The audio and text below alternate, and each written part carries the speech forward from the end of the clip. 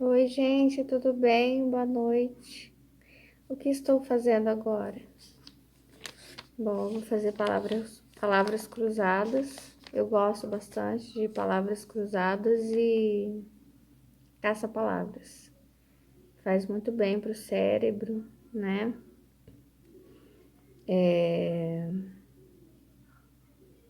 Parece que até evita o Alzheimer, né? E também tô aqui com um livrinho antigo. Eu já até terminei de lê-lo. Vem falar sobre o tempo. Aí tem algumas fotos aqui, imagens. É o templo de Deus, antes de Jesus. Ó, tem o sacerdote aqui. Não fui eu que arranquei, é o que o livro tá velho mesmo, tá velhinho, ó. Ó o templo. Com todos aqueles requisitos e tal. E daí o que me chamou a atenção, eu quis fazer esse vídeo, é que aqui estava aberto bem no plano de Deus. Não dá pra ver direito aí, mas é o plano de Deus. Deus sabia de antemão que haveria de suceder a criação. Ele conhecia os propósitos do diabo, que queria arruinar tudo que é de Deus. Destruir não somente a criação, como também cada vida humana, arrastando-a consigo para a eterna perdição. Mas já muito antes, desde a eternidade, Deus tinha um plano em seu coração pelo qual ele salvaria os homens. Um plano assim só poderia ser concebido por Deus. Ele é o Deus Santo, que não pode tolerar o pecado ou então deixá-lo sem castigo. Deus é luz, 1 João 1,5. Ele deveria julgar e castigar o homem com justiça. Mas se ele fizesse isso, como ficaria demonstrado o seu amor? Deus é amor, diz 1 João 4:8-16. Então ele expôs o plano. O próprio Filho de Deus viria à terra e se faria homem para morrer no lugar de pecadores culpados.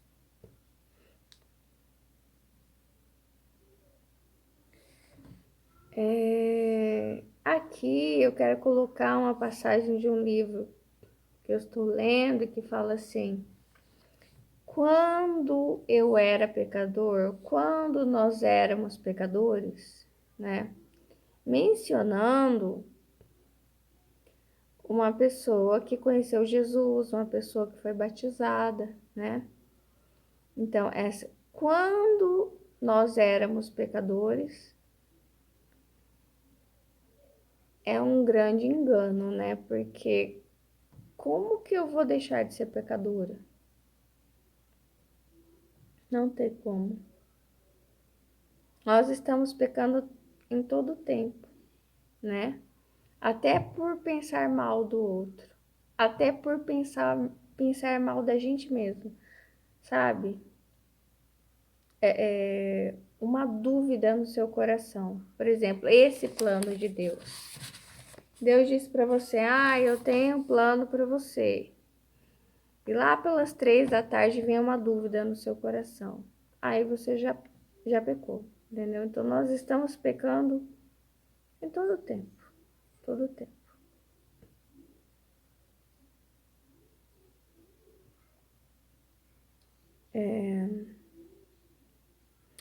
Cada altar, cada animal sacrificado através de todo o Antigo Testamento apontava para o Filho amado de Deus, o qual um dia viria ao mundo para sofrer e morrer naquela horrenda cruz.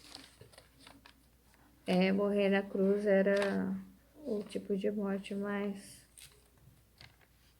Quem morria na cruz era considerado amaldiçoado, né? Então Jesus, ele foi considerado que a sua morte o amaldiçoou, que aquela cruz, na verdade, segundo a visão dos judeus, não traria salvação. Desculpa. mas na verdade o faria maldito, traria maldição, porque a morte no madeiro é sinônimo de maldição, de desonra, de opróbrio.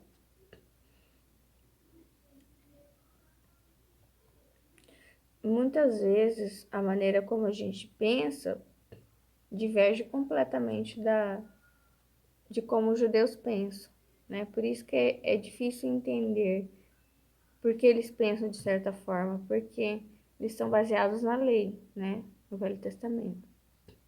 E é o que o Velho Testamento diz, né? Então, assim, como se seria impossível que o Messias morresse numa cruz e trouxesse salvação, porque isso seria uma vergonha e isso traria maldição.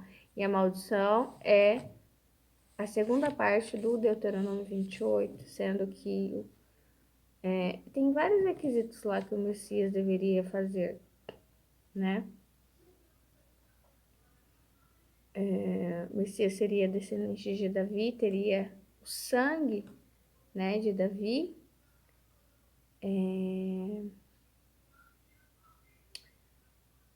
José não era pai de Jesus, né? Então, Maria inicialmente é uma mãe solo. Inicialmente, a criança é só dela, né? Depois ele vem para apoiá-la porque o anjo manda. Mas Deus decide fazer dessa forma. Ele escolheu assim, né? Não foi um erro, foi uma escolha. Então Jesus não é permitido, Jesus ele é planejado.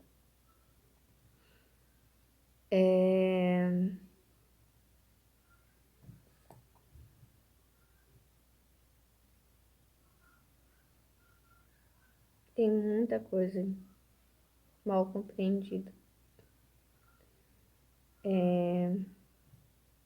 O Messias, ele, segundo o que eu já ouvi dos judeus, ele teria muitos descendentes, né? Muitos, é o que está escrito na palavra, que o Messias ele teria muitos descendentes. É claro que isso pode ser visto como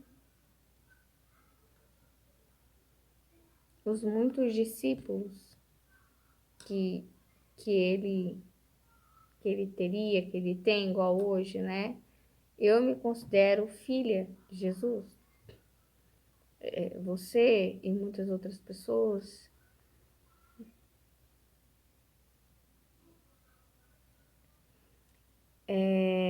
Quanto a Jesus ter um relacionamento amoroso, por exemplo, com Maria Madalena, eu já cheguei a pensar sobre isso, principalmente quando eu li o Código da Vinci. Gostei muito do livro.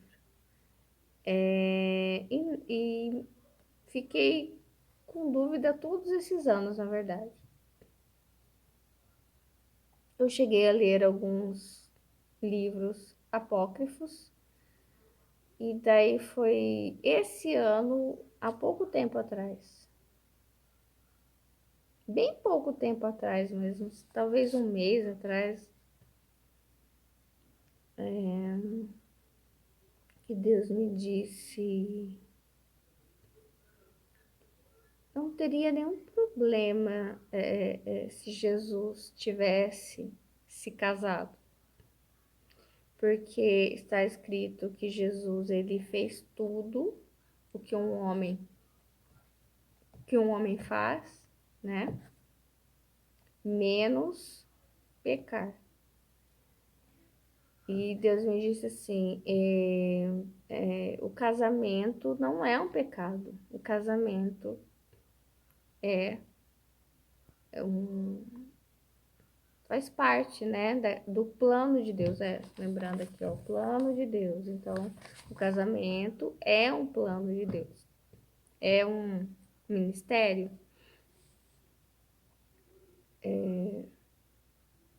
O homem é chamado ao casamento, né? O homem e a mulher são chamados. Acho até que o homem é primeiro chamado ao casamento, né? Porque, segundo Gênesis, quem sente primeiro a necessidade de se casar, né? Claro que Eva é criada depois, é o homem. Então, ele tem essa iniciativa, né? Ele é chamado a esse plano. Ele pede, ele invoca isso a Deus.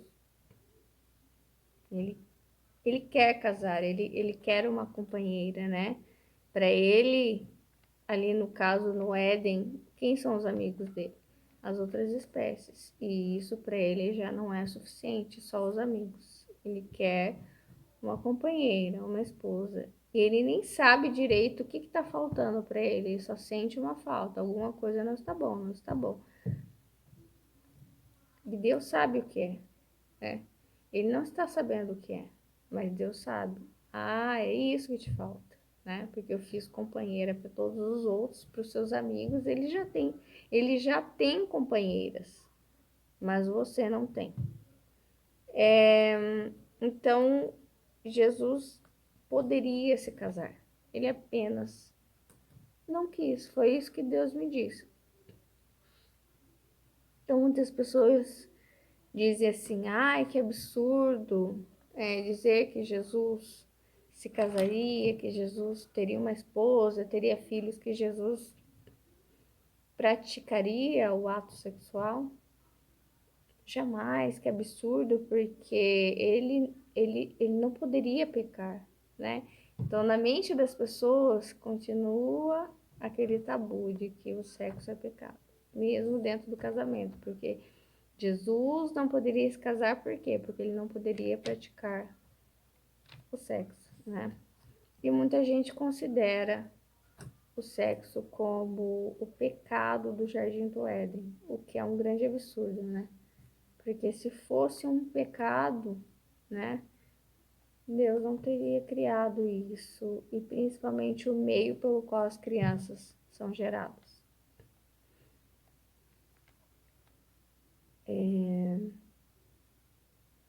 Mas o meu intuito mesmo era falar sobre outra coisa, sobre os sacrifícios. Eu queria até mostrar o nome do livro, mas eu não tô achando o início do livro.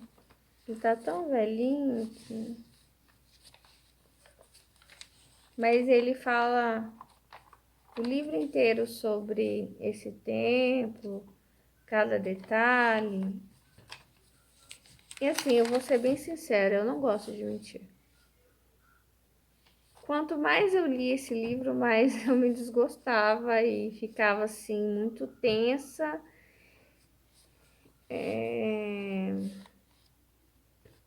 Com um misto de pavor e nojo, entende? E por quê? É essa sensação que eu tenho no meu coração em relação ao velho homem. É uma sensação de um, de um humano extremamente formal, que idolatra a forma e que acredita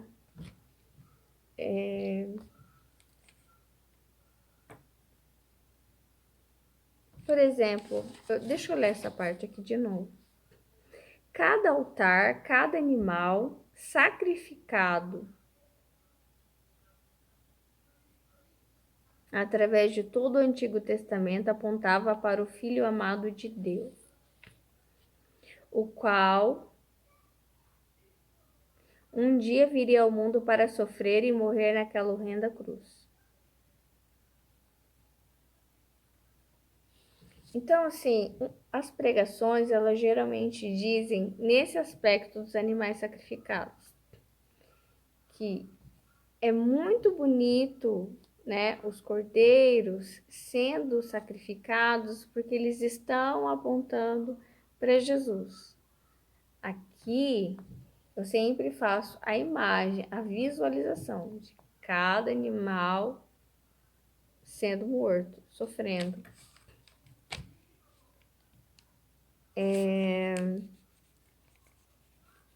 E aí eu vejo que sim, cada animal sacrificado aponta para Jesus, mas não é um apontar bonito de, ó, virá um homem que irá salvar. Não, mas é um apontar de socorro, socorro, socorro. Olha o que está acontecendo aqui, né? É um comércio da fé, entende? É o comércio. Então, assim, cada animal sacrificado aponta para Jesus no intuito de é preciso que venha alguém e pare com isso, pelo amor de Deus. Agora vem pra cá.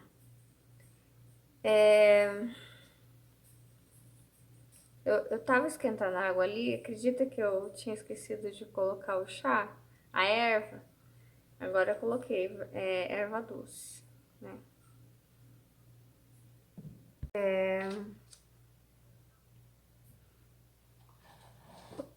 Eu tava pensando o que Deus quis dizer com isso, porque eu fui coar ali o chá e só tinha água quente, não tinha chá. E daí me veio assim o vinho do casamento, o primeiro milagre de Jesus, né? Que era só água, só que era água. Ai, eu já tô entendendo. Calma. Era uma água muito suja. Era a água dos pés dos convidados, né? Estamos chegando no casamento do fulano, temos que lavar os pés. Então tinha aquelas tinas de água para lavar os pés. Lembrando, naquela época não tinha asfalto, né? Então os pés ficavam muito sujos, por isso Jesus lava os pés dos discípulos, né? Usavam sandálias e eu sei que às vezes minha filha, esses dias, ontem de sandália, mesmo de sandália, ela, o pé assim, marrom, sabe? Porque brincou. E aí, me veio à mente assim: Jesus não fez sacrifício para transformar o vinho, a água em vinho. Ele não teve que matar ninguém, né? E eu seguia canal de judeu e uma vez eu vi ele explicando assim que para ver o perdão de um pecado é preciso haver uma troca. Nessa troca tem que haver uma vida, quer dizer, se tem uma vida, existe uma morte. Então, se alguém tem um pecado e quer ser perdoado, tem que ser trocado, né? Perdoa esse e esse morre, aí troca. Por isso que muitas culturas, muitos povos matavam crianças, é, é, mesmo mulheres, homens, adolescentes, virgens, puros, inocentes, né? Quanto mais novos, melhor, para ver essa troca, entende? E até hoje, né, existem pessoas que fazem esse tipo de ritual, porque existe, como Deus sempre me fala, volte ao ponto inicial, ao ponto base.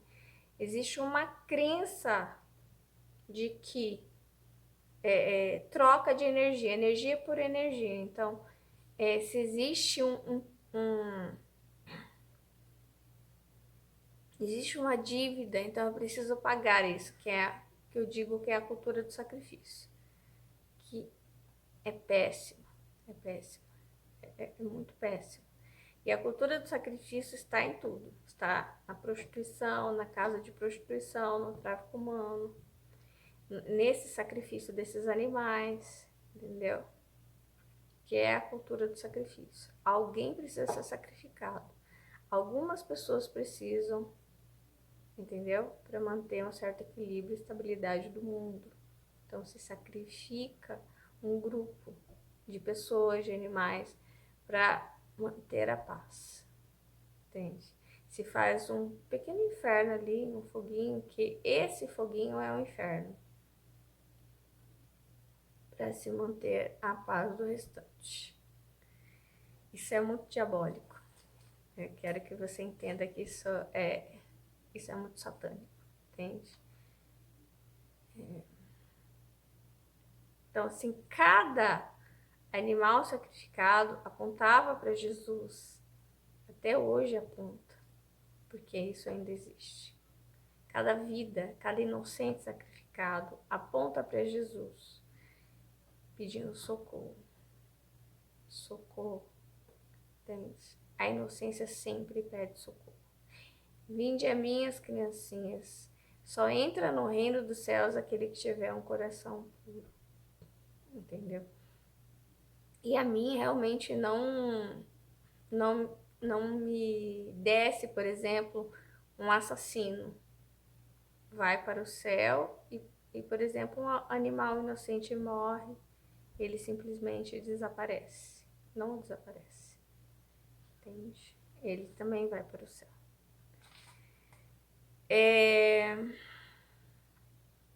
Então, Jesus, ele vem como o mundo não deu certo. O mundo está fazendo tudo errado. Eles estão comercializando a fé. Porque se eu tenho um pecado e eu posso pagar para ser perdoada, porque sacrificar os animais é pagar por perdão de pecados, né? Eu nunca vou mudar, porque fica muito fácil, entendeu? Fica muito fácil dessa forma. E isso significa também que se eu não tiver dinheiro para pagar pelo perdão do meu pecado, eu irei para o inferno por não ter dinheiro para pagar pelo perdão. Quer dizer, a minha mudança não vale muito mais do que um sacrifício. Até está escrito isso na palavra, né? Mas Jesus, ele não vem confirmar, ele vem negar, ele vem dizer, está tudo errado, é preciso um novo ano. Não dá para aceitar remendar junto o velho no novo. O que é o velho? É o velho homem, o novo, né? Então, os judeus, eles acreditam, né? E não só os judeus, isso está em outras culturas, a cultura do sacrifício. Nessa troca de energia, né? Esse pagamento. É um pouco estranho também, né? Você ter um sonho, querer algo de Deus e pagar isso através da morte de um animal, né?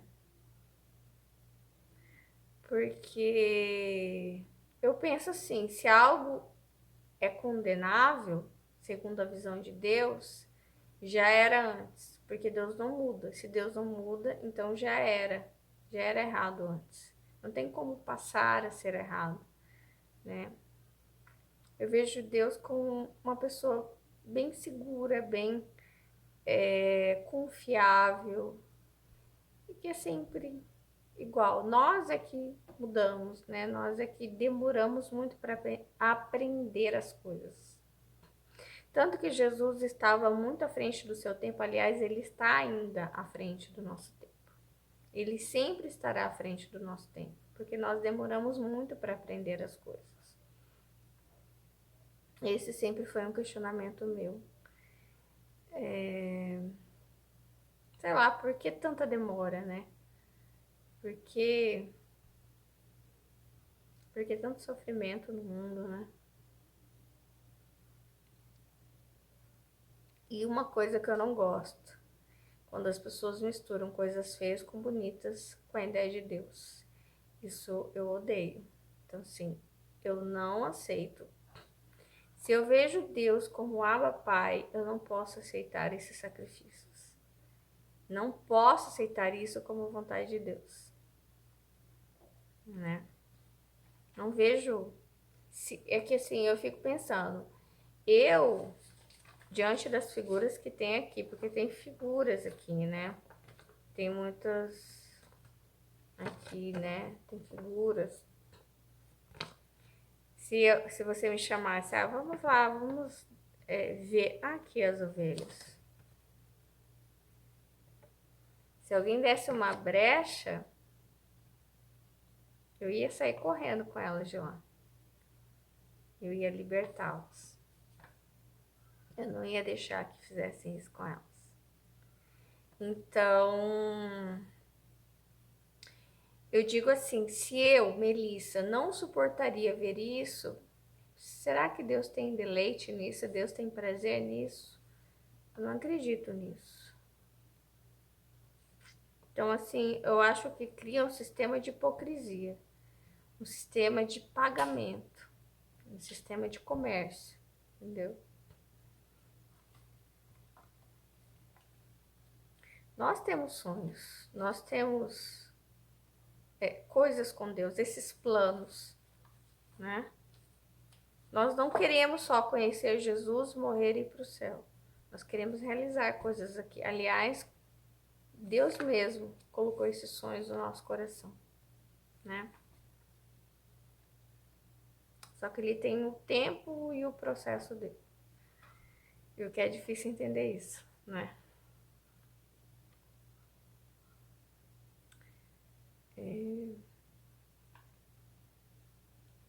Peraí. Agora meu chá ficou pronto. E aí lembrei da água. Aquela água suja equivalia aos pecados dos judeus, principalmente aqueles que consideravam santos e até estavam lá dentro do templo, entendeu? Jesus ele fala sobre isso, que as prostitutas e outros pecadores, né, como os cobradores de impostos, muitos deles eram mais aceitos por Deus do que aqueles que estavam lá dentro do templo, como os fariseus. Por quê? Porque pelo menos eles admitiam seus pecados, né? Daí eu vejo essa água suja, não só suja de sujeira, mas de sangue. Muito sangue. Muito sangue que vem lá desde,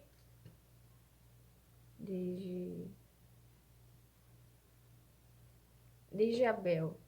Então, Abel começa todo um processo que para mim,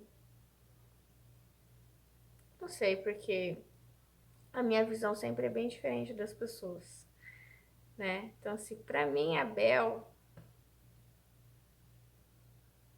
é o início de um grande erro, né?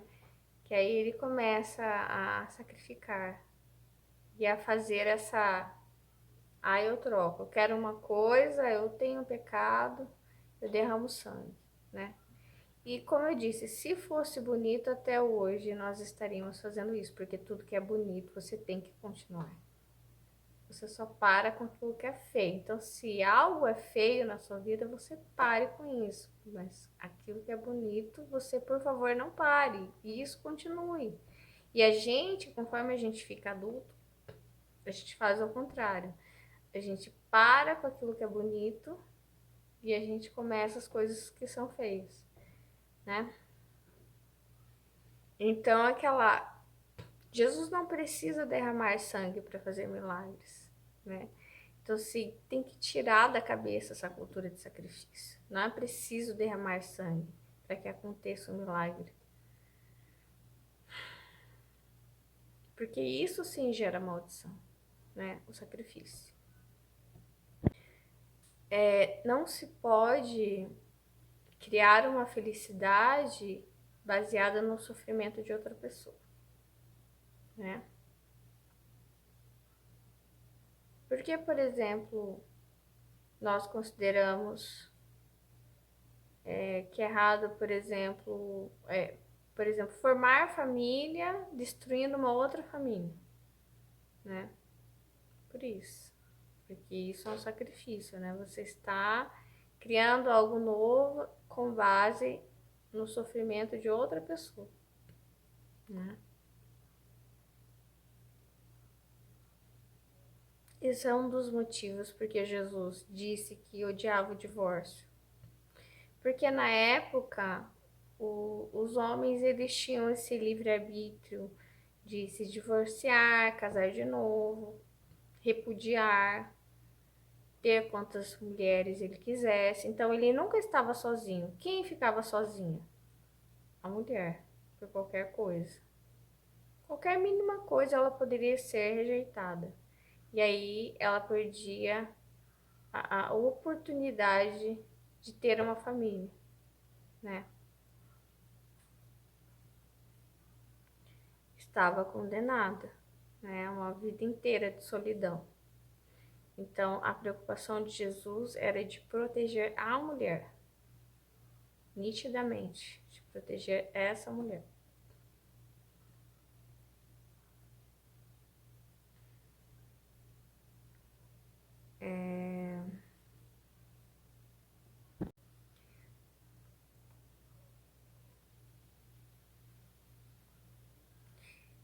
Eu não consigo ver como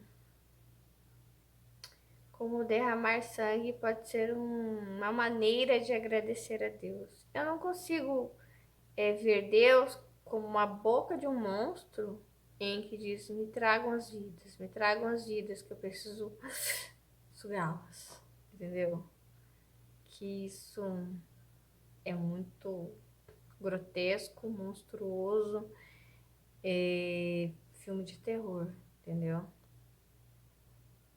Aliás, o ser humano ele gosta muito de mencionar as outras espécies como monstros, sem reconhecer a monstruosidade que existe em si, entendeu? Do seu raciocínio. Então, assim, é muito do nosso orgulho de que somos inteligentes, de que somos letrados, de que isso, de que aquilo, de que nós pensamos, nós estamos à frente, não é um orgulho. É como se fosse uma queda. Eu sempre vejo isso, é uma queda.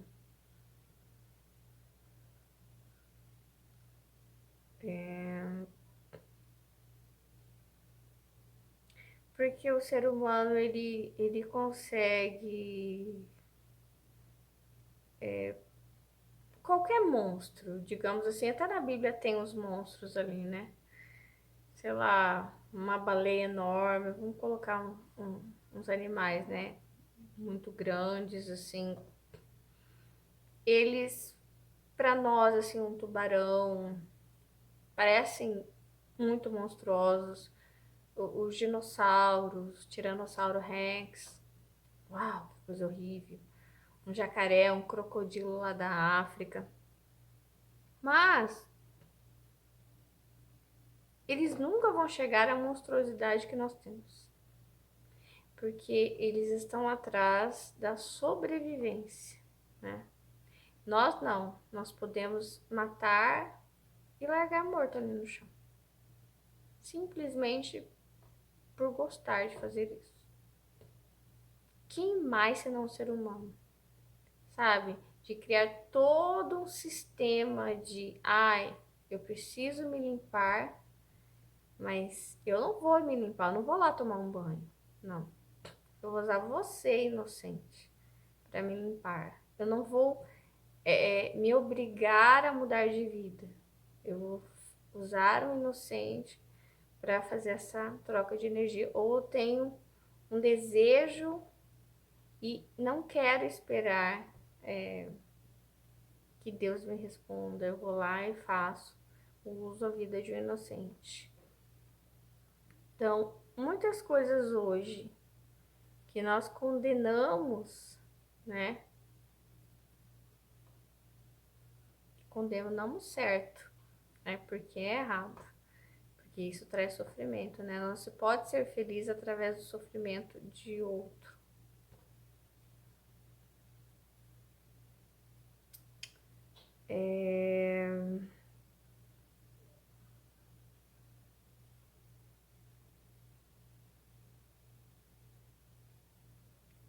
Porque também até onde vai a liberdade, né?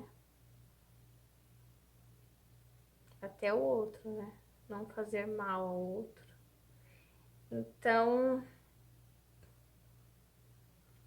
o que nós condenamos hoje é o mesmo que nós admiramos ontem, dizendo todos esses animais estão apontando para Jesus. Eles estão apontando, mas não da maneira como se tem visto, de uma forma romântica e idealizada, de que, ai, que bonitinho, eles estavam apontando para Jesus. Não. Estavam berrando por clemência.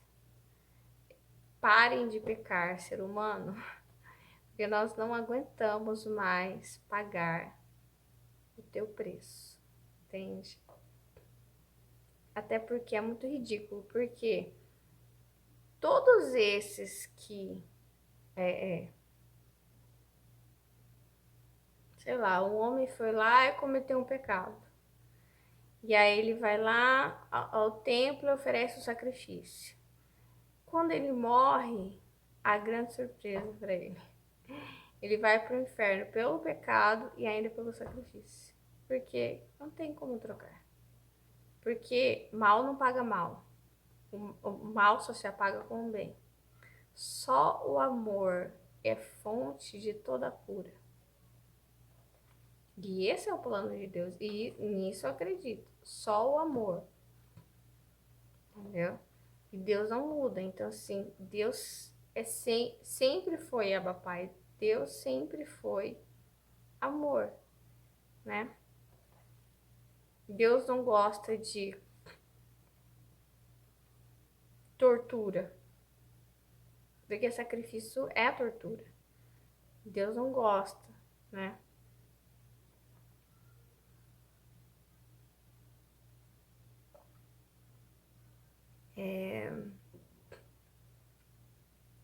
Quando você começa um erro, o outro que vem depois de você te copia e o outro te copia, e isso não tem fim. Só que para você justificar tudo isso, você cria uma história muito bonitinha, entendeu? Só que eu, por exemplo, eu não consigo unir Deus com coisas bonitas e feias ao mesmo tempo. Para mim,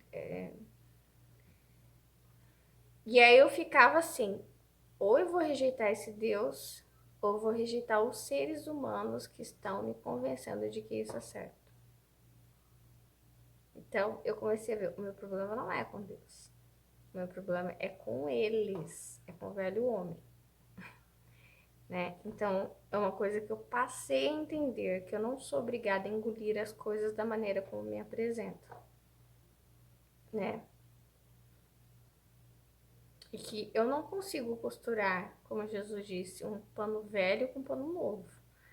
Não, sabe? Eu preciso ver as coisas de uma forma diferente, limpar o meu coração, que Deus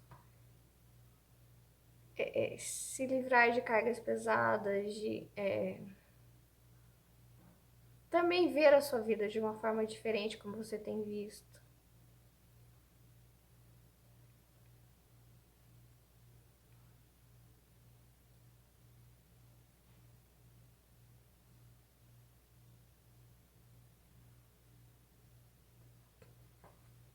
Tem muita coisa aqui.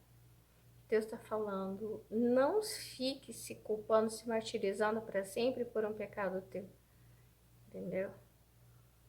Deus está dizendo, se faça uma folha em branco. É o que ele me falou hoje.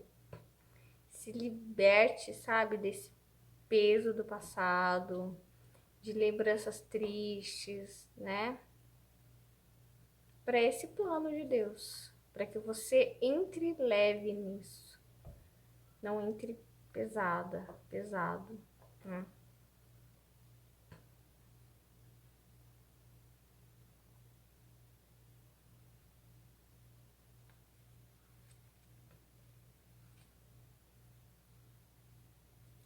E daí o que vai contar mais é sua boa conduta do que sacrifício, sua boa conduta.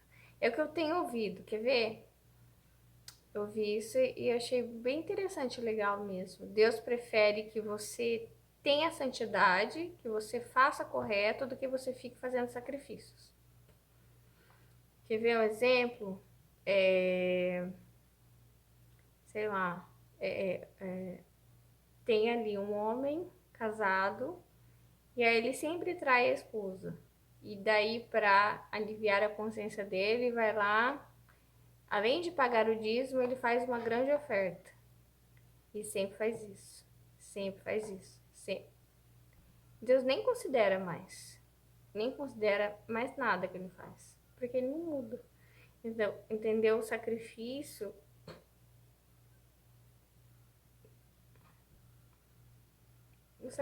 não nem sempre transforma o caráter. Entendeu? Às vezes, se você não cuidar, isso acaba se transformando em um comércio, entendeu? E aí, se não funciona, Deus não aceita mais, entendeu?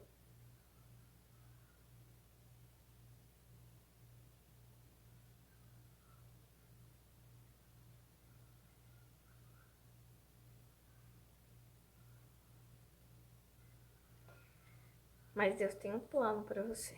Porque essa ficou muito claro aqui, o plano, ó, Deus é amor, o plano de Deus.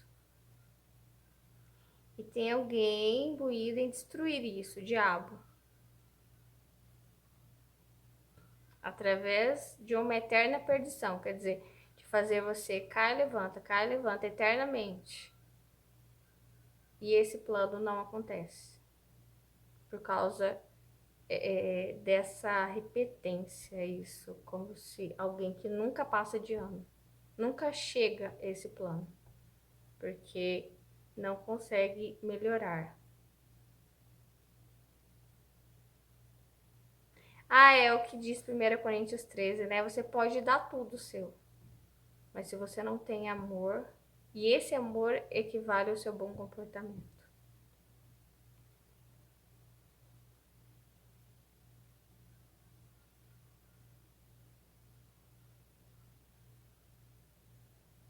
Quer ver uma coisa que mais machuca, né? O que mais desgosta. Sei lá, uma pessoa diz que te ama, te ama, te ama, sei lá, te enche de flores, sei lá o que, que pode fazer por você, mas tem um comportamento péssimo. É mais ou menos assim com Deus, entendeu?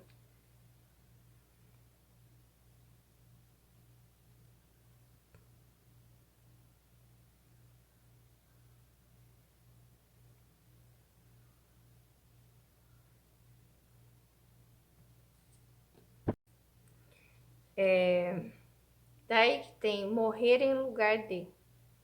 Vejo que você já trouxe o animal para sacrifício. Disse o sacerdote ao homem com a ovelha: sim, eu sabia que devia trazê-la. É verdade que este animal deve morrer? Certamente, porque sem derramamento de sangue não há possibilidade de remissão. Hebreus 9:22, que é a cultura do sacrifício, que é essa cultura não está só no judaísmo, está também em outras culturas que também, biblicamente falando, os judeus também condenavam, mas também faziam a mesma coisa. Então você não pode condenar no outro se você também faz, porque isso é hipocrisia, entendeu? Então, assim, acreditar nessa troca de energia, que isso aí para mim não é o que eu acho, isso é ocultismo. Isso é ocultismo. Aliás, é uma coisa que eu não sabia e eu descobri assistindo o canal judeu, que a, o ocultismo vem do judaísmo. O ocultismo vem do judaísmo. O ocultismo, como é que chama? Magia negra, vem do judaísmo. Vem dessa crença de troca de energia, de cultura de sacrifício, de que derrama sangue para se obter algo. Essa essa manipulação. Por isso que enfesa demais Deus, todo aquele que mexe com o inocente. E o que é a magia negra? É justamente sobre o inocente. É você rouba a energia desse inocente. Você faz ele sofrer ao máximo. É uau! E que vem disso. Eles usam palavras, né? Com as letras lá entre as letras judaicas, né? Nem sei o nome direito, enfim. E é horrível. Então, sim, esse fundo. Porque Deus vem criar algo bom, só que o ser humano ele vem e macula tudo. Então, por isso, Jesus faz o vinho naqueles compartimentos de se lavar o pé, para dizer: olha como vocês são sujos, olha como vocês são hipócritas. Isso, vocês se vestem todos santos, né? Vocês são sujos.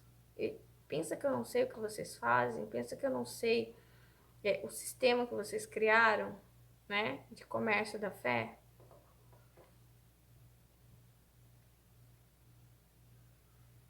Só que Jesus trouxe mudança e arrependimento, porque hoje o judeu não faz mais isso, né?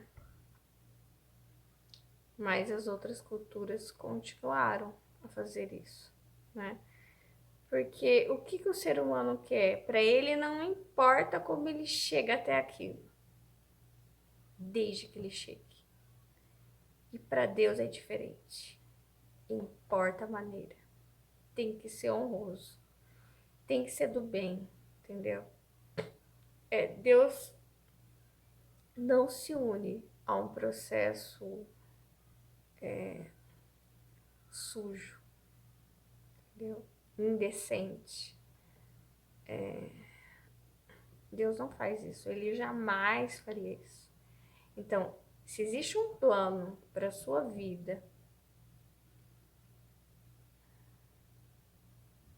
você vai poder testemunhar sobre isso, porque vai ser um processo muito lindo, entendeu? Que as pessoas vão querer ouvir da tua boca.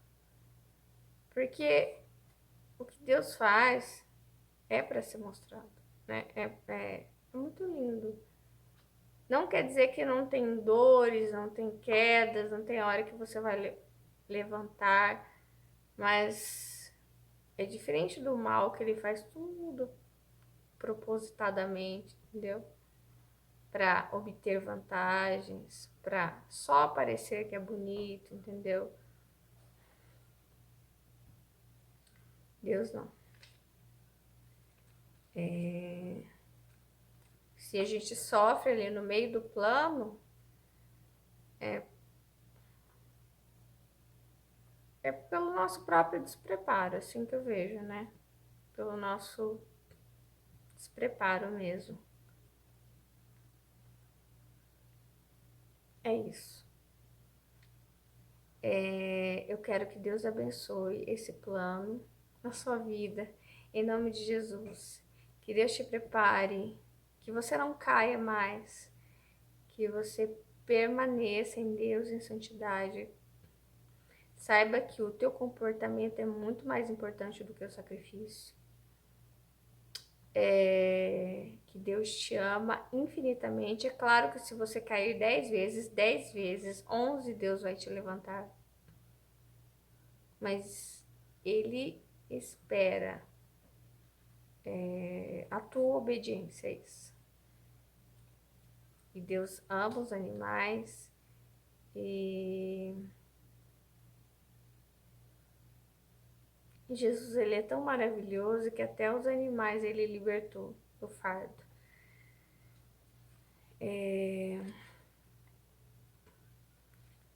Porque parece que nós só consideramos válido o sofrimento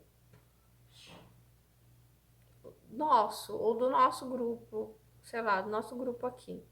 Daqueles que estão níveis abaixo, nós já desconsideramos, porque está dentro da zona da cultura do sacrifício, entendeu? E a cultura do sacrifício, ela sustentou, por exemplo, as escravidões, né? Porque era considerado que, por exemplo, para ter algo suntuoso, para que algumas pessoas tivessem luxo, que existissem grupos sacrificados. Então, assim, era necessário, como hoje nós consideramos no país de terceiro mundo a pobreza como algo, o bom necessário, que é necessário, eu não estou dizendo, mas assim as pessoas pensam que é necessário, entendeu? Então, não é necessário. Então, assim, a grande novidade é que nada disso é necessário. Só que nada vai mudar até que você perceba que isso não é necessário. Deus não quer isso, entendeu? Deus prefere o bom comportamento do que o sacrifício. É isso. Tchau. Deus abençoe você até o cumprimento do plano.